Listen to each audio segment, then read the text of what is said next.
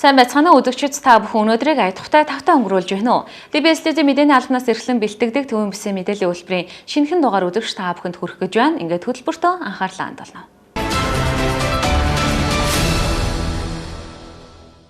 10 сарын 17-нд Тархаа хотын төрсөн өдөр буюу хотын баяр болдог. За энэтэй холбогдуулаад аймаг цомдын засаг даргаас болвол бүх нийтийн цэвэрлэл зохион байгуулалттай холбоотой өдөртөмж болон холбогдох одоо үүрэг чиглэлүүд ирсний дагуу бүх нийтийн цэвэрлэгийн ажлыг бол зохион байгуулж байгаа. За энэ бол хог цэвэрлэх гэхээсээ илүү энэ өдөр бол хотын иргэд маань хотоо цэвэрлдэг байя.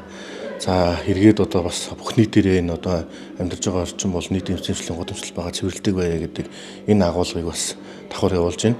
За үндсэндээ бол за энэ өдрүүд маань бол 10 сарын 10, 11-ний өдрүүдэд бас зохион байгуулалтаар бэлтгэл ажил хангаж байна. За дархан сумыг бол нийтдээ үндсэн ABC гэсэн 3 блок тухайгаад за энэ дээр бол ихтэй сургууль, за мөн одоо ерхий боловсролын сургууль, аж ахуйн нэгж байгууллагууд, за багийн одоо холбогдох хүмүүс, за иргэний нийгмийн байгууллага, за төрийн бас байгууллага болон сайн дурынхан ингээд бүх нийтээрээ одоо яг энэ 10, 11-ний өдрүүдэд одоо хамтдаа энэ одоо Тархаа хотоо цэвэрлэе гэдэг энэ уриалгыг бол бас гаргаад ингээд явж байна. За энийг хүрээнд бол одоо ихтэй сургуулиудын консорциум болон ерхий боловсролын сургууль бол бусад одоо багийн хэмжээнд үйл ажиллагаа болж аж ахуйн байгууллагуудад за энэ уриалгыг бас давхар явуулж ядаж одоо 50 м орчныхаа одоо орчноо бол цэвэрлэе. За нөгөө талаараа бас илүү цэвэр одоо таатай орчин иргэд маань бас амьдрья гэдэг энэ уриалгыг бас явуулж байна. Одоогийн байдлаар бол иргэний нийгэм байгууллага болон одоо төрийн бас байгууллагууд хамтын нэгдлүүд бол бас энэ үйл ажиллагаанд одоо хамтарч оролцъё гэдэг энэ одоо илэрхийлж байна. Одоо энэ үйл ажиллагаа дэмжиж байна гэдэг бас байр суурьудаа илэрхийлж байна.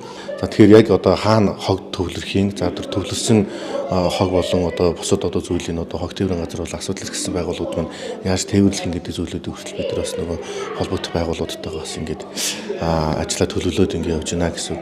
За нөгөө талаараа энэ зөвхөн хог цэвэрлэх асуудал биш. Тэгээд ялангуяа нийт эзэмшлийн газар хүүхдийн тоглоомын газар одоо талбай тоглоомыг ч бас ядаж тоосон нарсаж угаахаас хулаа энэ зүйлүүд дээр бас ингээд шинэ үеийнхэн маань бас илүү өөрөөр оролттой манлайлалтай оролцоо гэж үзэж байгаа. Тэгэхээр цаашдаа бас яг энэ одоо Тархаа хотынхаа төрсөн өдрийг тохиолдуулаад жил болгоны бас нэг 10 сарын 10, 11 за эсвэл нэг 3, 4 ч юм уу энэ өдрүүд дээр бол хотын баяраа ухтаад бүх нийтээр хотоо цэвэрлдэг өдөр баяа гэдэг энэ уриалгыг бол бас боломжтой болгоод зохион байгуулъя гэдэг ингэж бодож байгаа. За энэ дээр голцоо бас залуу хот учраас залуучуудын байгууллага болон залуучуудын үүрэг оролцоо бас нэлээдгүй байгаа. Дээрээс нь илүү бас өөр шинэлэг хэлбэрээр бас ингэ зохион байгуулъя.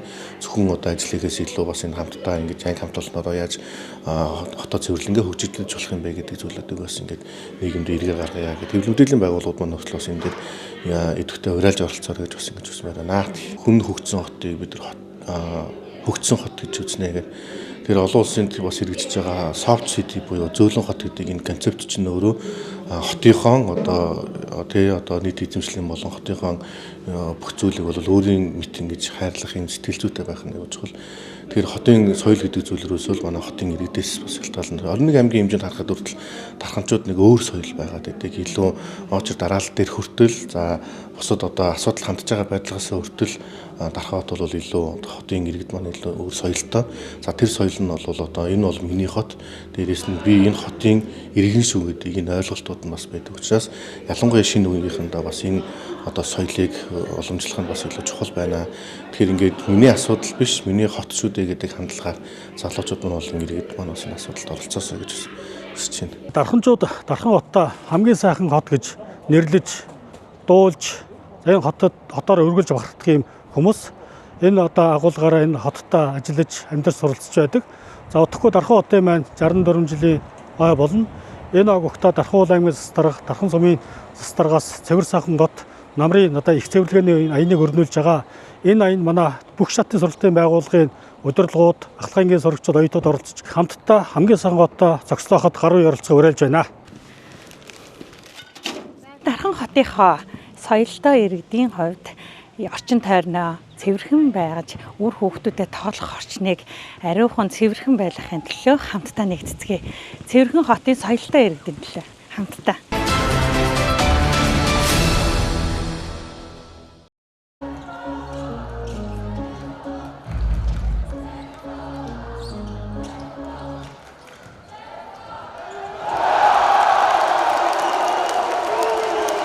10 сарын 4-өөс 8-ны хооронд Дархан United Arena-д 2 дахь удаага дээд лигийн үндэсний лигийн тоглолтууд явж амжилттай болж өнгөрдлөө. За энэ бол Дархан United Arena-гаас бол 100 орчим. За энэний бол 50% орчимд нь сайн дурын хүүхдүүд маань ажиллалаа. За хотоос дээд лигийн зохион байгуулалтаас 60-аас 70 хүн шууд дамжуулалт, техникийн алба шүүгч нар гэдэг. Тэгээд юуны өмнө одоо орон нутагт Дархан United Arena дээр 4 өдрийн 8 тоглолт хийсэн Монголын сагсан бөмбөгийн холбоо үндэсний дээд лигийнхаа хамт олон за Бацангал ерөнхийлөгчтэй төгс жаргал нарийн бичгтэй хамт олонд баярлалаа гэж хэлье. Орон нутагт бол та бүхэн одоо спортыг хөгжүүлж, түгээн дэлгэрүүлж, сурталчилж бодвол нийт дарханчуудынхаа өмнөөс болон за Дархан United Arena-гийн өмнөөс баярлалаа гэж хэлхэн зүйтэй болов. Бидний дараагийн төлөвлөгөөнд бол волейболын дээд лигийн тоглолтыг хүлээж авах төлөвлөгөөтэй ажиллаж байгаа. За сая та мөн хэллээ. Ойролцоогоор одоо өчигдрийн тоглолт гэхэд ер нь бол Тэнэн Үлзий Металл FC-ийн хотод ер нь 80-аас 90% дандаа Улаанбаатар хотоос ирж үзэгч фэнүүд ирсэн. Тэгээд Дархан хотын маань ямар гоё цэгцтэй юм бэ гэж бүгд амсаатай байсан.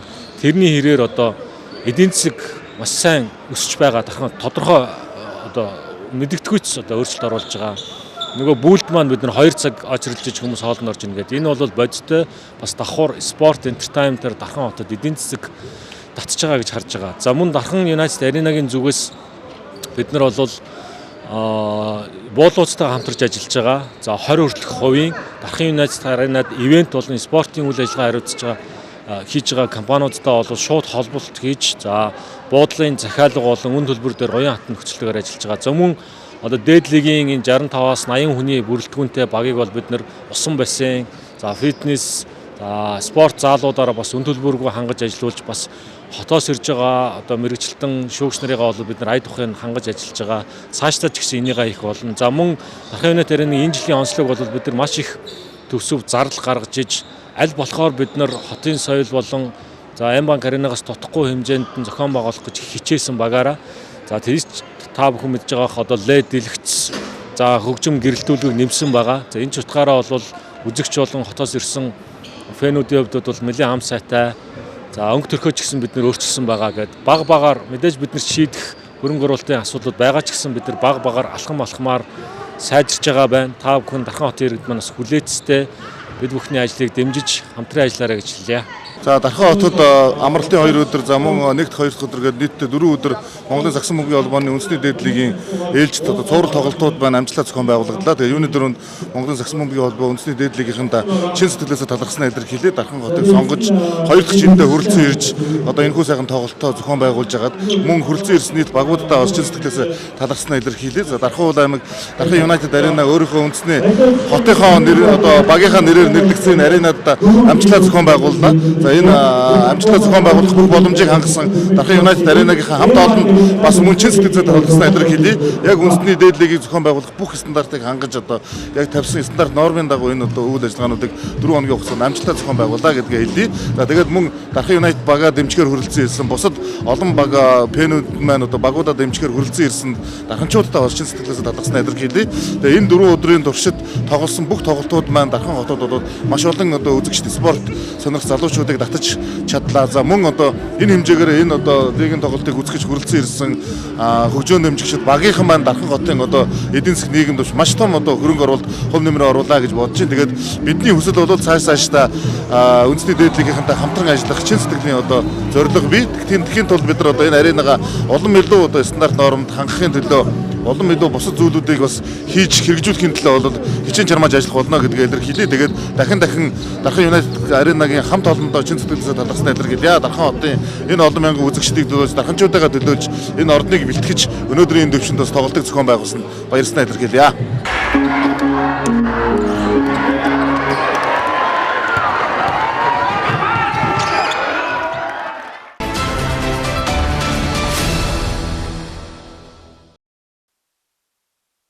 Улсын төсвийг дагаад аймаг орон нутгийн төсвөө батлана. За ингэж төсвөө батлахдаа энэ ирж байгаа өвөл хаврыг өндөр багтаа даван туулахад зориулсан тодорхой эрсдлийн нөөц сангаа бүрдүүлэх ёстой.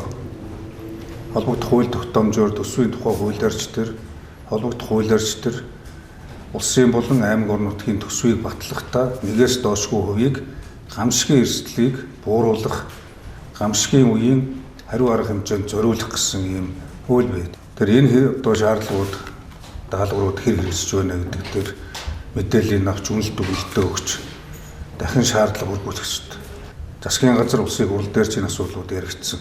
Төсөв батлахдаа ч бид энэ асуудлыг ярьж хүндэж байгаа.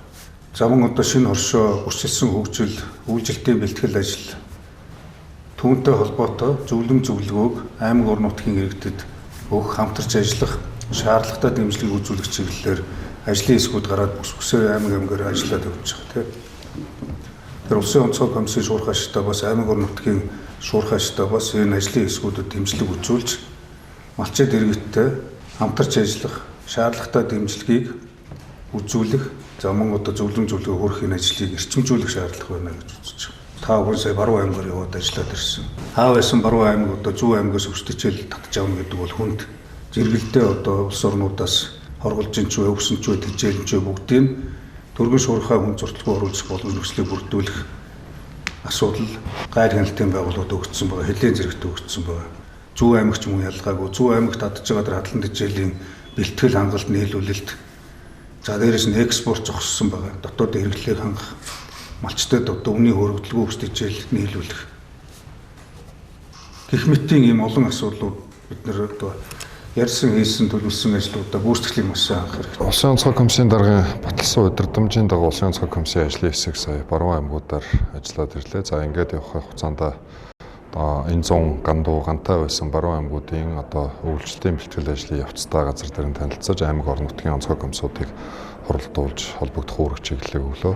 Нийт одоо Баруун бүсийн аймагуудын хувьд өнгөрсөн 100 гантай гандуу байсантай холбогдуулаад за малын тар хүч таар ус, тэжээл, хадлан тариалан бэлтгэх боломж хязгаарлагдмал байгаатай холбогдуулаад за аймаг орон нутгаас бас өнгөрсөн 7 дугаар сараас эхлээд засгийн газар Улсын онцгой комиссоос өгсөн үүрэг чиглэлийн дагуу одоо ус тэжээлийн бэлтгэл ажлыг хангах ажлууд ингээ явж байна. За зарим аймагуудын хувьд бол одоо ус тэжээл худалдаа авах тендер зарлагдсан.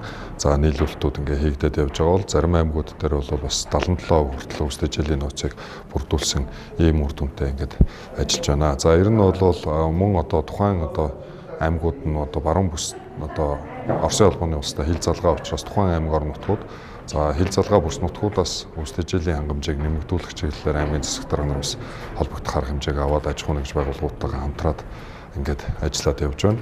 За мөн одоо тухайн бүс нутгууд дээр үүсэж болшгүй эрсдлийг урьдчилан тооцоолж эрсдлийг бууруулах чиглэлээр тодорхой арга хэмжээ авч хэрэгжүүлэх чиглэлээр одоо тухайн аймаг орон нутгийн онцгой комиссуудад үүрэг чиглэлийг өгсөн. Ялангуяа одоо энэ өвлжил таварчлалын нөхцөл байдал хүндрэх эрсдэлтэй холбогдуулаад отор нүүдэл нэмэгддэг. За энэ отор нүүдлийг дагсан одоо малын гоц халдварт өвчин гарах, өвс тэжээлийн одоо нөөц хангамж тасалдах зэрэг ийм эрсдлүүд үүсдэг учраас энэ чиглэлээр онцгойлон анхаарч бэлтгэл ажлыг эртнээс хангах чиглэлээр холбогдох үүрэг чиглэлийг өгöd ингээд ажиллаад ирлээ. Энэ жилийн хувьд бол Улсын онцгой комиссоос маш эртнээс анхааруулсан. Ялангуяа одоо газар тариалангийн бус нутаг буюу Төвийн бүс, Төв аймаг, Дархан сэлэнгийн бус нутгаар гандуу, за ургац маш их хэмжээгээр алдсан. За тэжээлийн тариалалт бас энэ бүсгүүдэд хийгддэг учраас дотоодод бас өвс тэжээлийн нэлээд хангамж дээр нэлээд асуудал үүсэх нэ. Хоёрдугаарт нь баруун аймагуд бол зуншлаг маш тааруу гандуу байсан. Энэ үүнтэй холбогдуулаад Улсын онцгой комиссоос өнгөрсөн 6 дугаар сарын сүүлээс эхлээд хэд удаагийн хуралдааныг зохион байгуулж за энэ хуралдаанууд дээр холбогдох салбарын яамдуудтай хамтран одоо тухайн аймаг орон нутгууд руу бид үүрэг чиглэлийг хургуулсан. За өвс тэжээлийн бэлтгэлийг эртнээс хангах энэ хангамж цэцлэхээс урьдчилан сэргийлэх арга хэмжээнүүдийг дор мөрдөө авч хэрэгжүүлэх чиглэлээр аймаг орон нутгуудын онцгой комисс үүргүүдийг ингээд өгсөн байгаа.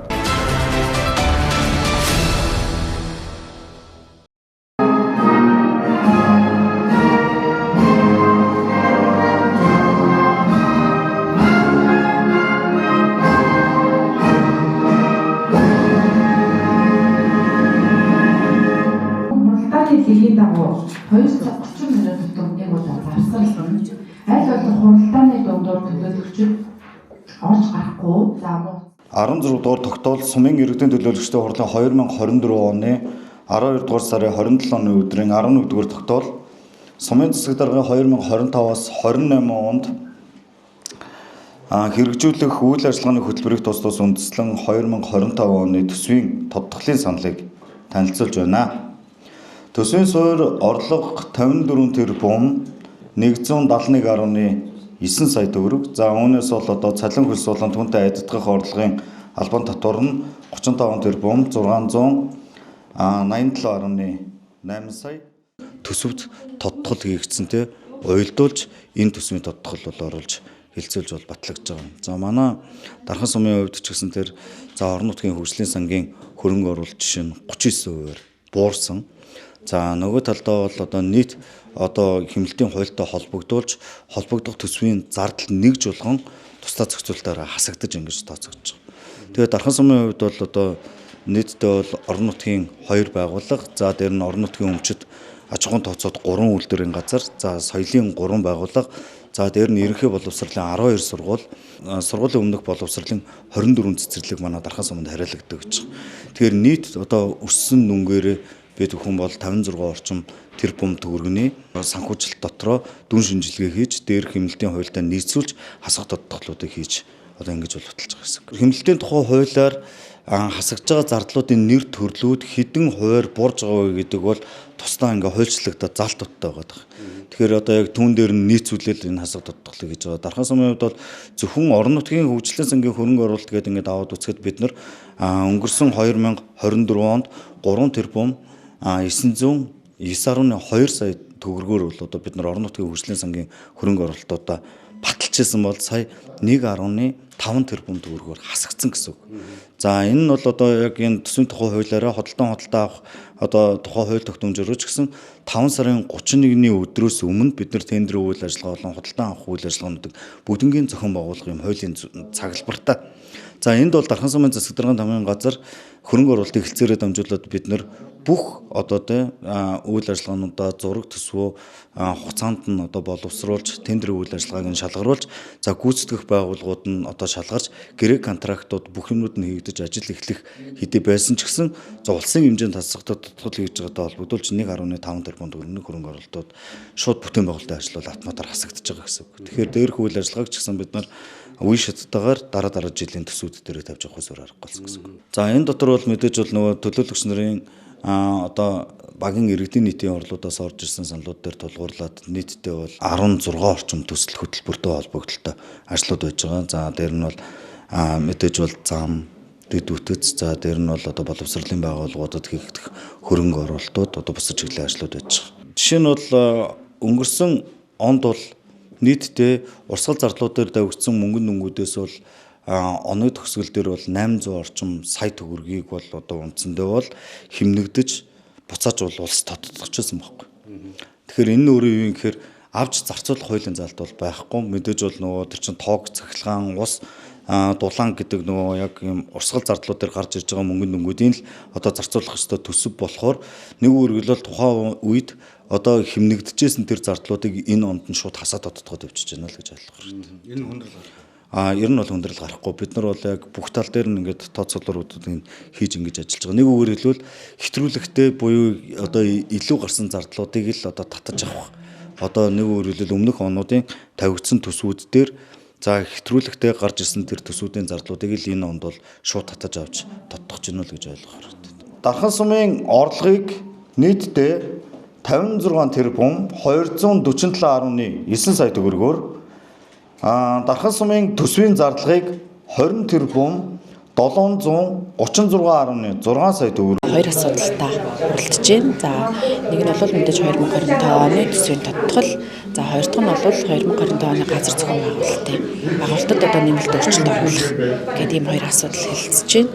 За ер нь бол энэ удаагийн төсвийн тухай хэлцэх асуудал дээр бол маш одоо ойлгомжтой байлаа. Яагаад тэгэхээр одоо төрийн хэмнэлтийн хуультай холбоотой за мөн аймаг иргэдийн хурлын шийдвэрийн дагуу одоо төсөв бол маш ойлгомжтой таарч ирсэн учраас тэр асуудал нэлээд сонирхолтой гэдэг маш богино хугацаанд шийдэгдээд 100% саналаар одоо дэмжигдээд дуслаа. За газрын асуудалтай холбоотой хэлцэх асуудал дотроо одоо 5 асуудалтай орж ирсэн бол 4 дэмжигдээд нэг нь буцаагдлаа. За материал дутуу, тайлбар дутуу гэдэг үгнээс одоо төлөөлөгч бүрэн хангалттай мэдээлэл авч ойлголт аваагүйгээсээ болоод одоо дээрх асуудлыг нэг удаа хойшлууллаа. Дараагийн одоо хуралдаан дээр бүрэн мэдээлэлээ одоо оруулж ирэх за мөн одоо тайлбарыг холбогдох байгууллагууд холбогдох одоо газруудаас зөвхөн газрын албаны дарга гэхгүй одоо холбогдох газруудаас бас тодорхой ойлголтыг төлөөлөгчд маань ийм төлөөлөлтөд оролцоорой гэдэг үндээс нэг асуудлыг нь буцаасан. Дөрвөн асуудал нь бол дэмжигдээд ингээд хэлцэгдээ дуслаа. Иргэдийн төлөөлөгчдийн урал бодлогоор засаг даргуулан түүний тамгын газрыг ажиллах бүрэн болцоогоор нь хангаж за ингэж бол өнөөдөр бол төсвийн тодтголыг баталж өгсөн явдалд бол дахин талархснаа та бүхэнд илэрхийлье.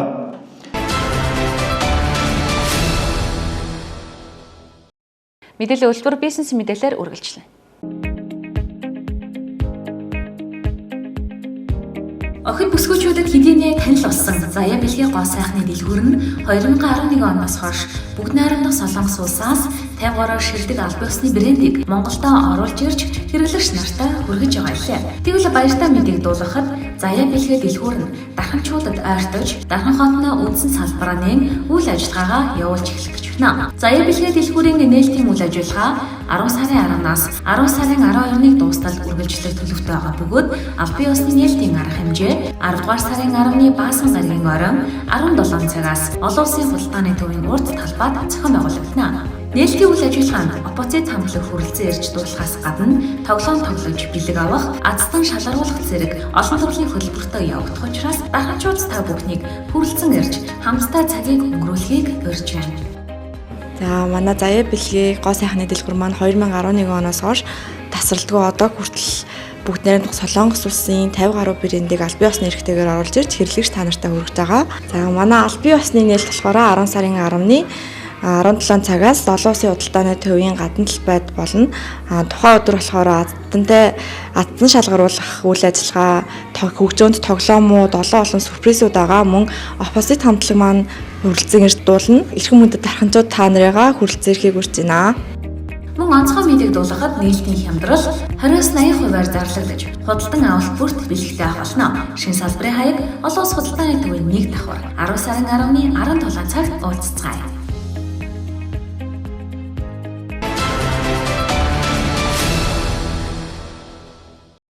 Өдөрт та бүхэндээ Төвөмбөсийн мэдээллийн үйлдвэрийн ээлжид дугаараа бид хүргэлээ. Маргааш шинэхэн дугаараараа эргүүлзээ, баяртай өцгчтэй.